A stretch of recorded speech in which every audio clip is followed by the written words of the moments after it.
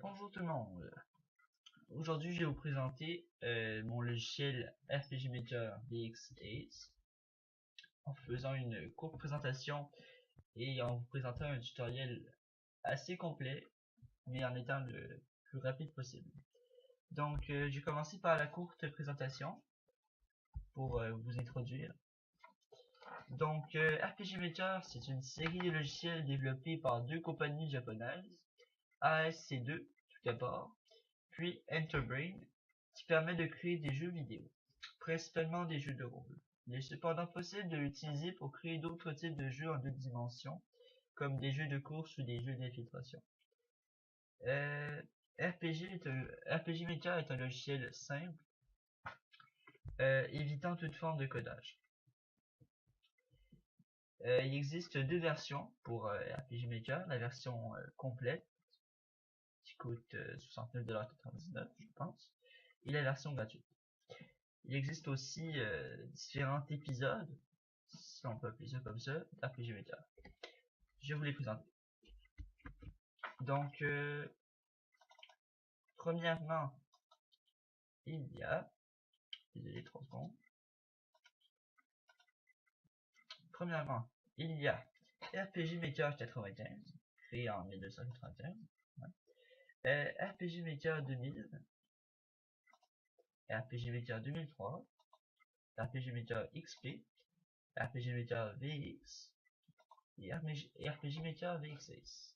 Donc, si moi j'ai choisi VX6, c'est parce que c'est l'un des meilleurs en rapport coût-qualité, facilité d'utilisation, puis qu'il réunit les qualités de tous. Je dois aussi préciser qu'il n'existe qu'une version anglaise et japonaise. Donc, avant de commencer à utiliser RPG Maker, je vais d'abord vous montrer le site officiel. Juste ici. Désolé. Donc, c'est ici. Hop, désolé, j'ai commencé la vidéo. Donc, c'est ici le site officiel d'RPG Maker VX6. Ici, on peut télécharger la démo. Ça prend environ entre 5 et 10 minutes. Et on peut acheter le jeu au coût de 69,99$. Et dans les deux cas, ça demande la création d'un compte. Donc maintenant, on va aller voir la vidéo sur YouTube d'RPG Maker VX6 pour vous présenter un petit peu qu'est-ce que ça peut donner un bon projet. Mais faites attention parce que en fait la vidéo qu'ils vont vous montrer c'est que je vais vous montrer c'est un petit peu marketing donc comment dire ça c'est rare que des gens puissent exploiter autant le logiciel qu'ils l'ont montré. Donc je vais vous montrer, je vais éviter de parler pendant la vidéo, je vais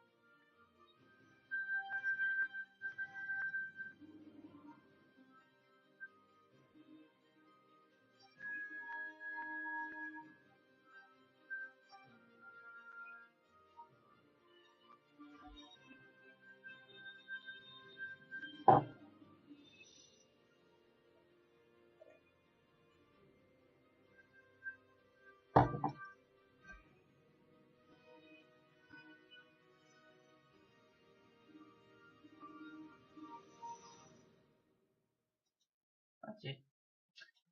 Parfait. Donc, j'ai vu qu'est-ce que ça pourrait donner avec beaucoup de travail. C'est assez impressionnant. il est assez marketing, comme j'ai déjà dit. Je vais ici. Donc maintenant, je vais vous présenter RPG Maker, le logiciel lui-même. RPG Maker avec 6, je précise.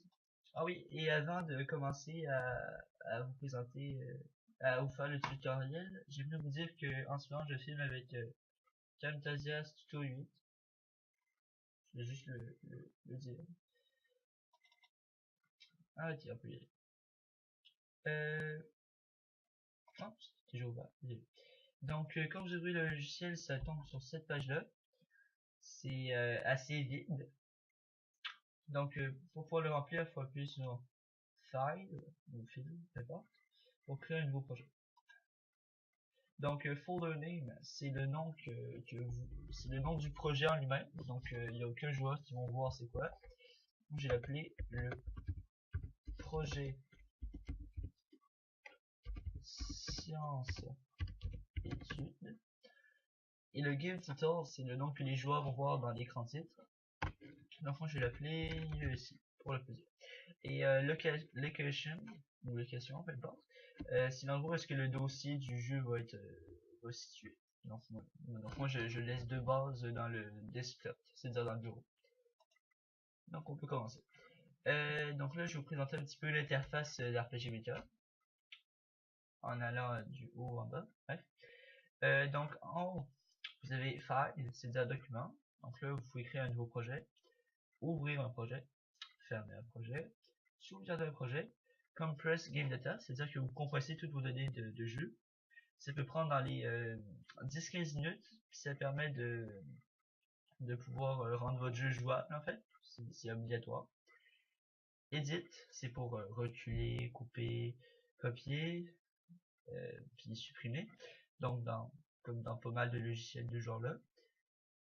Ensuite, il y a les maps, le mode mapping, map, event et région. De toute façon, ça c'est seulement, c'est pas vraiment utile, vu qu'il est juste déjà ici. Ensuite, en fait, en haut, c'est seulement des raccourcis pour en bas. J'ai jamais vraiment vu l'utilité. En bas, vous pouvez créer un nouveau projet, ouvrir un nouveau projet, sauvegarder votre projet, etc., etc. Et si vous avez votre interface de mapping, donc pour créer la map en elle-même, donc vous pouvez utiliser soit le crayon qui va être cube par cube, le carré qui va faire tout un long carré, ça peut être autant toute la map que tout petit carré, et le cercle, par exemple les étendues d'eau. Ouais. Et ici vous avez le fameux saut de peinture qui remplit totalement toute la map, ou toutes les parties de la même couleur. Et ensuite, ici vous avez le shadow pen, c'est le crayon à ombrage, ça crée l'ombrage manuel en fait. Mais RPG Maker VX6, contrairement à ses prédécesseurs, crée l'ombrage automatique, donc c'est pas réellement utile. Mais si vous avez envie de créer votre propre ombrage, c'est une bonne idée. Ici, c'est votre manière de zoomer ou de dézoomer sur la map. Ça peut être utile pour les grosses maps. Parce que là, on a une toute petite map qui est 17 cubes par 13. Donc, c'est pas vraiment utile. Par exemple, ici, la map est rendue toute petite, mais des très grosses maps, ça peut se rendre facilement ici, on peut dire. Ouais, très facilement. Si vous avez la database, c'est extrêmement important. Ça marque toutes les informations de votre jeu, donc le personnage principal, les talents du personnage principal, le nom des jeux, les bruitages, etc. Si vous avez les ressources managers, je vais vous montrer un petit peu, il faut jamais toucher à ça, à moins que vous sachiez qu'est-ce que vous faisiez, parce que c'est pour importer ou exporter des données. Donc c'est faut que vous soyez expérimenté pour l'utiliser. Par exemple, utiliser des graphiques que des amis vous ont envoyés, parce que pour avoir d'autres choses que ce que le jeu de base vous offre, par exemple des battle bags, c'est-à-dire des arrière-fonds des fonds de combat en fait, etc. Ensuite, vous avez les script editors. Ça, c'est quelque chose que je vais vous expliquer plus tard, mais dans le fond, c'est quelque chose qui vous permet de modifier votre jeu à l'aide de scripts que vous allez trouver sur internet. Mais pour modifier le logiciel en lui-même quasiment. Ici vous avez Sound Test. Je vous déconseille fortement d'utiliser les sons que donne le jeu de base, car ils sont fortement affreux. Donc là c'est il y a BGM, BGS, ME et C. Donc il y a extrêmement de sons qui peuvent être utiles, mais moi je préfère plutôt pas les utiliser parce que ça casse plutôt les oreilles qu'autre chose. Ici vous avez Character Generator, c'est-à-dire que c'est le créateur de personnages. Donc là vous pouvez personnaliser totalement votre personnage ou les personnages en vie. Donc dans l'environnement. Je vous montre un petit peu à quoi ça ressemble. Vous pouvez choisir son nom, changer la couleur de ses cheveux, changer ses sourcils, etc. Et ici, la chose la plus intéressante, le playtest. Ça vous permet de tester votre jeu. C'est en appuyant sur la touche F12 et ça va vous permettre de tester votre jeu dans l'éditeur. Ouais, comme je l'avais déjà dit. Ok, donc pour cette première vidéo, je pense que je vais vous montrer un petit peu de mapping rapidement et la création d'une map de base. Ok, on va commencer. Ok, le name ici, c'est seulement vous qui allez le voir. Ça va être situé ici, en bas du nom de votre jeu. Oh, désolé. C'est situé en bas du nom de votre jeu, juste ici, mais le joueur ne va pas le voir. Donc, moi je vais le nommer Sentier. Oh, désolé. Sentier. Et le nom que le joueur va voir, ça va s'appeler aussi Sentier. Je sais que c'est très original. Taille 7. Si j'ai envie de faire un sentier, je vais faire un extérieur. Ah oui, j'ai oublié de dire, il y a différentes sortes de taille 7. Un taille 7, c'est la sorte de mapping en fait. Il y a field, champ, extérieur, intérieur et donjon. Moi je vais faire un extérieur. Ça c'est la width et 8, c'est la taille de la map en fait. Donc en ce moment il y a 13 de largeur et 17 de longueur. Comment dire, au maximum ça peut faire des très grandes maps. Mais au début je vous déconseille de faire des grandes maps. Ça peut devenir rapidement mélangeant. Scroll tip, c'est la façon dont bouge l'arrière-plan. Donc ça peut être vertical, horizontal ou des deux côtés. Graphique. Donc ça c'est l'arrière-plan, donc le ciel en fait. Ça me quand même une bonne vingtaine, peut-être même une quinzaine, non. C'est assez joli, mais moi je préfère plutôt ne pas en mettre. Puis show in the editor, c'est le fait que, est-ce que vous allez le voir dans l'éditeur ici genre. Mais si vous le décochez, vous allez seulement le voir dans le playtest, dans le jeu lui-même. Et ici, c'est loop horizontal et loop vertical, c'est la façon dont va tourner le ciel. Donc là, si vous mettez horizontal, on va dire que vous le mettez à une vitesse de 3, ça va aller relativement rapidement. Et plus vous augmentez la vitesse, plus ça devient follement rapide. Mais moi, je vais pas le mettre tout de suite, seulement pour vous montrer un petit peu le mapping. Note, c'est pour vous-même, c'est pas réellement utile, mais si vous faites un gros projet, ça peut être pratique quand même. Ou si vous faites le travail en équipe, c'est encore mieux. Le battleback, c'est l'arrière-plan de combat en fait. Donc il y en a plusieurs. En fait, c'est plusieurs combinaisons. Vous avez extrêmement combinaisons en fait. Il y a des choses qui vont bien ensemble, il y a des choses qui vont pas bien ensemble du tout. Ça dépend. Vous pouvez faire des choses assez belles. En fait. Mais moi je préfère plutôt ne pas en mettre. J'avoue que j'aime bien être limité au niveau des arrière-plans. Au niveau des ciels. Bref. Désolé. BGM et BGS, je vous déconseille d'y toucher parce que ça peut faire des musiques affreuses. Si j'appuie pas sur play en ce moment, c'est parce que ça vous écorche les oreilles. Les musiques sont tout simplement affreuses. Ça c'est assez décevant. Mais vous pouvez rajouter les vôtres à partir du ressource manager. Je continue parce que j'en étais. Oui. Ok. Donc ici vous avez vos troupes, c'est-à-dire les ennemis qui sont dans la map. Donc là, il faut par exemple acheter des araignées, des scorpions, etc. Mais je vais pas faire ça pour l'instant parce que les ennemis c'est plus loin qu'on font ça. C'est pas vraiment la chose la plus importante dans RPG Maker, ni la chose la mieux faite d'après moi. Donc on va commencer à mapper un peu. Ben, juste un peu. Je vais essayer de faire une map assez rapidement. Juste pour vous montrer. Ah, désolé, je me suis trompé. Je vais pas mettre tiers, je vais mettre extérieur. Désolé. Donc je vais essayer de faire un sentier assez basique. Donc qu'est-ce que je vous conseille pour créer une map sur RPG Maker? C'est de créer une map très remplie, à avoir aucun espace vide, sinon ça peut devenir vite affreux. Donc même si les choses que vous rachetez sont vraiment pas belles, mettez-les quand même.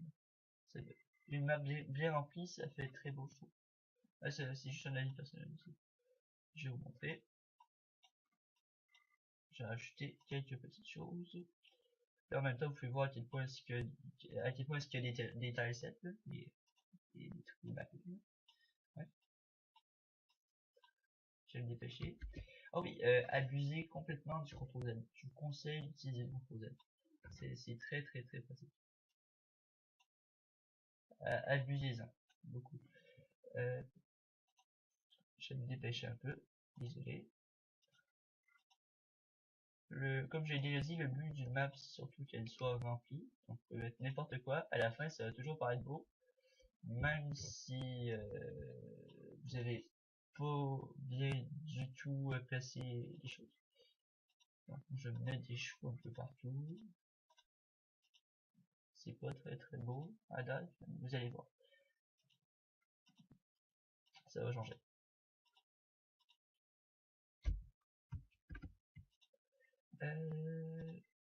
Ah oui, ce de bien avec RPG Maker, c'est le fait que le mapping est extrêmement simple. C'est-à-dire que c'est accessible à tout le monde de faire des belles maps. Tant qu'on s'applique pour le faire. C'est ça que j'aime bien. Mais le mapping, ça peut devenir vite compliqué. Ça peut prendre beaucoup de temps. Pour bien balancer les couleurs et le placement de chaque chose. Donc moi, qu'est-ce que je vais faire, c'est que je vais utiliser l'outil de Flood Fill, ça veut dire que ça remplit les zones, c'est le saut de place. Ça facilite extrêmement la tâche. Je vais pas vraiment dire le contraire.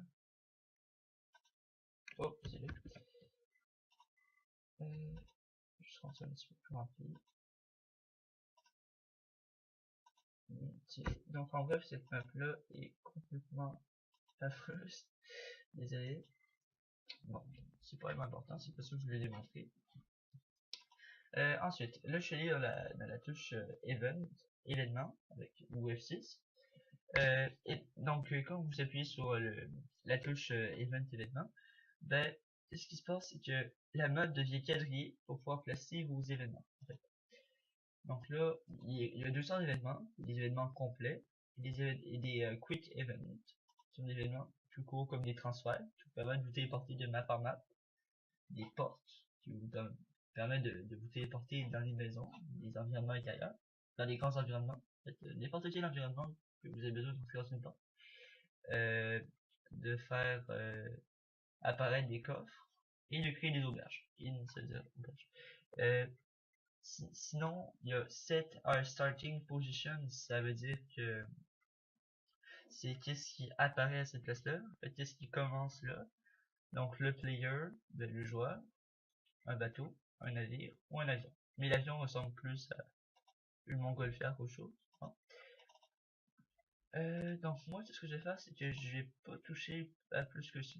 Je vais pas toucher plus que ça les events. Je vais juste faire apparaître mon personnage ici. Ok. Donc je vais y aller. Donc là, je vais vous présenter ma map que j'ai créée avec beaucoup d'amour et d'amitié. Je vais vous montrer tout de suite. J'y vais.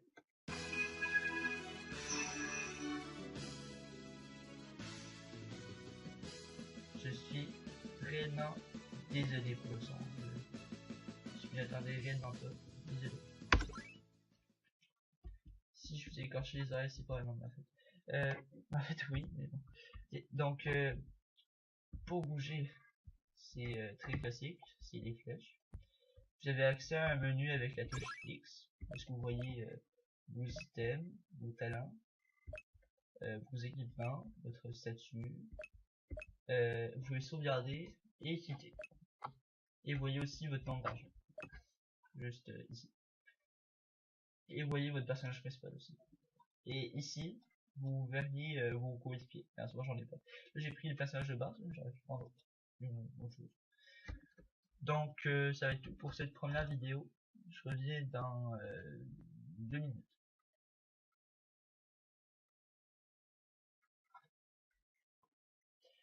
Bonjour tout le monde, on se revoit. Donc, j'avais oublié de vous montrer. Désolé, je suis désolé. À chaque fois que ça me fait le saut, j'oublie tout le temps de passer mon saut. Donc, bon, ce que j'ai oublié de vous montrer, c'est que quand on appuie sur la touche F3 en haut de votre clavier, ça faisait F1, désolé. Ça montre divers possibilités que vous pouvez faire. Donc, j'ai oublié, je vais vous les expliquer. Launch in full screen, qu'est-ce que ça fait? C'est que ça, la prochaine fois que vous allez ouvrir le playtest, ça va ouvrir en plein écran. Je vous déconseille parce que la qualité va vraiment être très très basse. Ça va vraiment être très affreux. Ça va vraiment être affreux, désolé. Reduce screen flickering, ça c'est si vous avez des chutes de framerate, c'est-à-dire que si votre jeu est lent et saccade. Play, BGM et ME, c'est la musique de votre jeu, si vous voulez l'activer ou la désactiver. Gamepad, c'est en fait c'est pas vraiment un gamepad, vu que si on utilise un clavier. Désolé. Je veux dire que ça, vous pouvez comment dire, modifier vos commandes. En fait. Keyboard, en fait c'est clavier. Gamepad et clavier. Les deux. Donc en ce moment, si j'appuie sur F2, je peux savoir mon nombre d'FPS, qui est à 54. Et si j'appuie sur Reduce Screen, puis si j'enlève Reduce Screen Flickering, ça peut baisser ça peut baisser ou ça peut augmenter, ça dépend. Et si exemple je fais autre chose comme par exemple prendre des captures d'écran, ça peut baisser. Donc je continue ce que je faisais. Donc maintenant ce que je vais faire pendant cet épisode, c'est vous présenter la database qui est juste ici, avec qu'on utilise avec je vais vous présenter tout ça. Je sais que ça peut paraître assez long, mais c'est vraiment très important. Puis il faut bien écouter. Donc, je commence. Je vais essayer d'être le plus bref possible. Donc, ici, vous avez tous les acteurs, c'est-à-dire les personnages principaux. Vous pouvez en créer vous-même, mais ça, c'est ceux qui offrent de base. On va prendre Eric, par exemple. Ici, on peut voir son nom, son surnom donné par les villageois, par exemple, son level max, son level de départ, sa classe. Vous avez le droit entre soldat, paladin, spellblade, samouraï, archer, voleur, prêtresse, etc. Ici, vous avez ces équipements de base, dont une hache, un bouclier de bois et des vêtements très très beaux. Mais vous avez différents vêtements. Mais je trouve que c'est assez limité, donc vous pouvez très bien aller voir sur internet pour trouver d'autres vêtements que vous pouvez télécharger. Je vais vous expliquer comment faire plus tard, si j'ai le temps.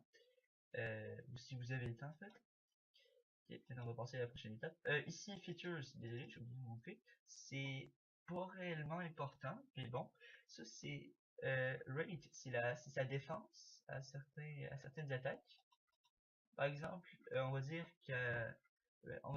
qu'aux attaques de Dark, de magie noire par exemple, il y a une résistance de 50%, c'est-à-dire qu'il va bloquer 50% des dommages. Ah non, désolé, je me suis trompé. Il va pas bloquer 50% des dommages, il va recevoir 50% des dommages. Puis la stat normale c'est 100%, et quand vous recevez exemple 150%, vous recevez plus de dommages qu'habituellement. Sinon, vous pouvez avoir dans les paramètres, c'est des capacités spéciales en fait. comme augmenter la lock, l'agilité, etc. Ici, vous pouvez mettre des éléments à vos attaques, comme avoir des attaques de feu, de glace, etc. Donc, c'est des talents que vous pouvez rajouter, comme de magie ou de spécial. Mais c'est assez précis comme statistique, donc je les conseille de trop y toucher. Si vous avez les équipements qui peut seulement utiliser, exemple un orc, ouais, je dis ça comme exemple, un orc par exemple, juste utiliser les masques, on peut dire ça comme ça, vous pouvez comme décider les armes qu'il utilise. Et ici c'est le nombre de chances que de réussir une attaque, etc. C'est pas réellement important, mais je vous conseille quand même de regarder les descriptions. C'est intéressant. Si vous avez les habituelles notes, c'est pas réellement utile, sauf pour vous. Ouais, c'est tout. Et maintenant vous avez les classes. Donc là vous pouvez choisir les différentes classes de personnages. J'ai déjà parlé. Ici c'est, faut aussi créer votre propre classe. Mais bon. Ici vous avez les features, donc les spéciales attaques comme la résistance, comme je vous ai parlé tout à l'heure. Ici c'est assez, comment dire, inutile. C'est la barre d'XP. Ouais, d'attaque, de défense, de magie, etc. Donc, si exemple mon perso est level 1, il y aura 562 de défense. Si mon perso est level, on va dire 800, il y aura 7309 de défense. Si mon perso est level 200, il y aura 7309 de distance. Et si je veux, je peux régler cette barre là par moi-même, à la main, comme ça. Mais ça fait des choses assez anarchistes, donc je vous conseille de ne pas trop y toucher, parce que ça peut devenir vraiment n'importe quoi. Sinon, vous avez des quick settings, c'est-à-dire que ça change la barre par vous-même, par lui-même, donc c'est plus facile, c'est plus sécuritaire aussi. Parce que ce serait pas cool du tout que genre un level 1 ait plus de dommages qu'un level 200. Bon, désolé, j'ai cette petite perte de temps. Je continue. Maintenant, vous avez les talents ici, qui sont très nombreux, je dois avouer. Comme God's Wills, Golden Blade, toutes des attaques spéciales. Qui sont très nombreuses. Vous avez ceux de base comme attaque, garde, etc. Vous pouvez même aussi créer vos propres attaques et vos propres descriptions d'attaque. Mettre le nombre de mana que ça demande, mettre le temps d'invocation, mettre le nom des dommages. Mais ça c'est assez futile comme information. Parce que le joueur va même pas le remarquer. C'est quasiment pour vous. En fait. Pour les items. Maintenant vous avez tous les types d'items que vous avez. Il n'y en a pas beaucoup, malheureusement. Surtout les systèmes de régénération de vie ou de mana. Il y en a 16. Vous pouvez changer les chances de succès de l'absorber, puis le nombre de fois qu'on l'utilise. Vous pouvez tout changer ça. Vous pouvez changer aussi les dommages que ça fait. Et bon, je te conseille de le faire parce que c'est ce qui est déjà fait à l'avance, c'est déjà plutôt bien. Parce que si vous faites que vous recevez des dommages avec une potion de soin, bon. Ensuite, vous avez toutes les armes. Sont assez nombreux en fait. Il y en a 60 en tout. Vous pouvez choisir le nombre de dommages, la défense qu'ils ont, les attaques qu'ils ont, et leurs features, leur attaque spéciale en fait, leurs caractéristiques, puis leur description. Et une note. Ici, c'est pas vraiment utile. Chaque arme ont leur capacité spéciale et leurs attaques différentes. Et ils coûtent tous un prix différent. Étant les armures, qui sont un petit peu moins nombreuses que les armes. Oh non, ils sont aussi nombreux, désolé. Donc ça c'est la même chose que les armes. Ensuite, vous avez des types d'ennemis. Vous pouvez créer vos propres types d'ennemis. Comme chauves-souris, des rats, etc. En ordre de croissance en fait. Donc là, si vous voulez, vous pouvez très bien créer vos propres troupes d'ennemis. Vous pouvez pas créer vos propres ennemis, à moins d'être vraiment bon en informatique. Moi, j'ai jamais réellement essayé de faire le test. Il faut créer, exemple, 2 Demon God et un Ghost ensemble, par exemple. C'est votre choix. Troupes, c'est ça que je parlais tout à l'heure. Maintenant, je crée des groupes d'ennemis.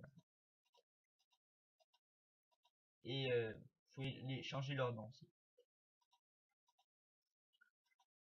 State. Ah oui, ça c'est les états qu'on peut avoir dans le jeu. Il y a mort, aveuglé, poison, etc., etc. Puis là on peut changer leurs effets, puis la destruction qu'on reçoit. Bref, c'est assez classique.